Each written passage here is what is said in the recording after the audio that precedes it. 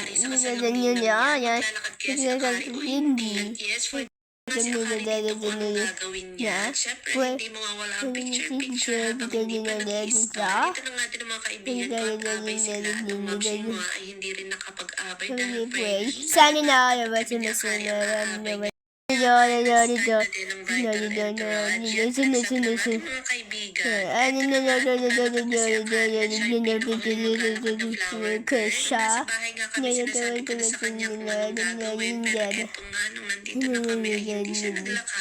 Pinakabatang flower girl, kaya naman hindi niya pa rin siguro alam kung ano yung gagawin.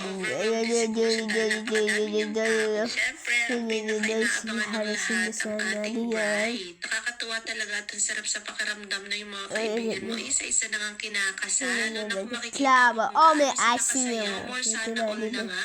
At ayan, nainitan na nga ang ating Madam Akari. At puti naman nakahanap siya dito ng kanyang kalaro. Ginutom na nga din si Akari, kaya ito, uminom muna siya ng gatas. Yes naman, for the kiss ng groom and bride. O, diba, ready talaga si Akari sa mga picture-picture. At eto nga, habang kinakausap si Akari ng kaibigan ko, hindi ko alam kung natakot pa siya. After nga nitong kasalin, napakasimple lang itong kanilang setup sa reception pero napakaganda. Pinasayaw nga rin pala itong mga flower girls. Tingnan nyo naman si Akari at game na game rin naman. Cute na cute talaga ako kasi siya nga yung pinakamali. O diba, parang kailan lang newborn lang yan. Tapos ngayon umaabay na sa kasal. For the entrance na ulit ang bagong kasal. Hindi ko talaga ma-expect kung gaano ko kasaya. Iba talaga yung feeling din na makita kung gaano kasaya yung mga kaibigan mo. Eto nga, at syempre ginutom na tayo dahil tanghali na nga. Tingnan nyo naman at excited na si Akari kumain. Mga ganitong kainan sa labas, wala rin talaga akong problema kay Akari, kaya naman nakakatuwa. At eto, sisisirin na ang ating garter. Yes naman, at tawang-tawa talaga ang ating bride. Next nga ay merong pag-game, pero nakakatuwa kasi yung nanalo dito is yung magjowa talaga.